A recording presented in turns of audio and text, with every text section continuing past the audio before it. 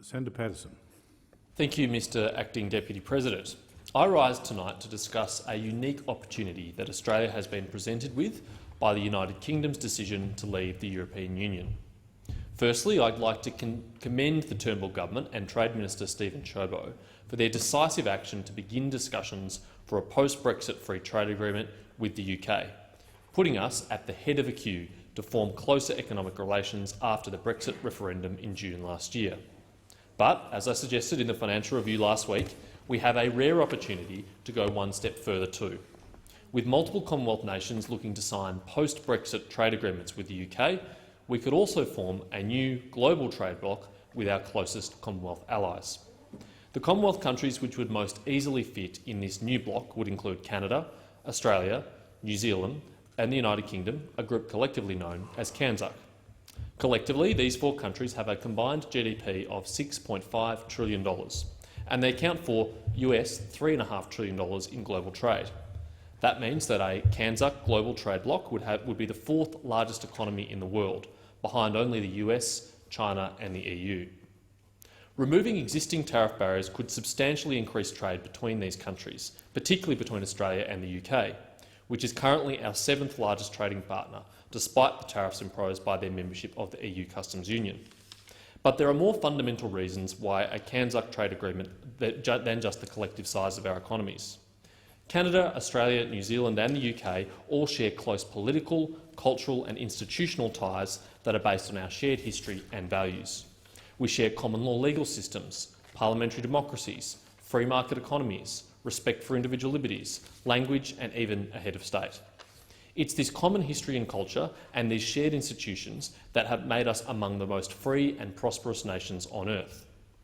These close ties have also provided the basis for a defence and intelligence sharing relationship that is epitomised, along with the US, in the Five Eyes alliance. It's only appropriate that these close ties also extend to trade. The only reason it hasn't is because of the UK's past inability to negotiate their own trade agreements. But with Article 50 already invoked, it's only a matter of time before this changes. Unlike many multilateral trade agreements, a CANZUK agreement shouldn't require the long and often difficult drawn-out negotiations. This is because we already have a highly successful agreement to base it upon, the Closer Economic Relations Agreement between Australia and New Zealand.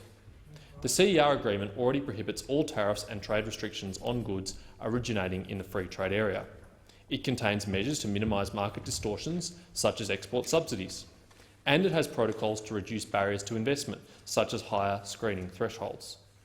Rather than drafting an entirely new agreement from scratch, Australia should advocate adding Canada and the UK to the CER agreement, with only a few major changes if required. Taking this approach would limit the need for regulatory harmonisation. This is because the CER is based on the mutual recognition of goods and occupations. This would distinguish it from the ever closer political union of the European Union, which the British people understandably rejected last year because of the way it eroded their democratic sovereignty. Like the CER, CANZUK would include free movement of people between the four Commonwealth countries. This may sound controversial, particularly given the role that immigration played in the Brexit referendum. But polling conducted by the Royal Commonwealth Society has shown CANZUK freedom of movement has clear majority support in all four countries, with 82% support among New Zealanders, 72% support among Canadians, 70% support among Australians, and even 58% support among citizens of the UK. The final reason why Australia should pursue a CANZUK agreement is that it could act as a strong voice in favour of the rules-based liberal order that is under attack by populist movements from both sides of the political aisle around the world. Over time, this is a group which could grow. In the past week, I've had many good suggestions of countries that would make logical additions to CANZUK. Getting the core building block in place first, I think, makes sense though.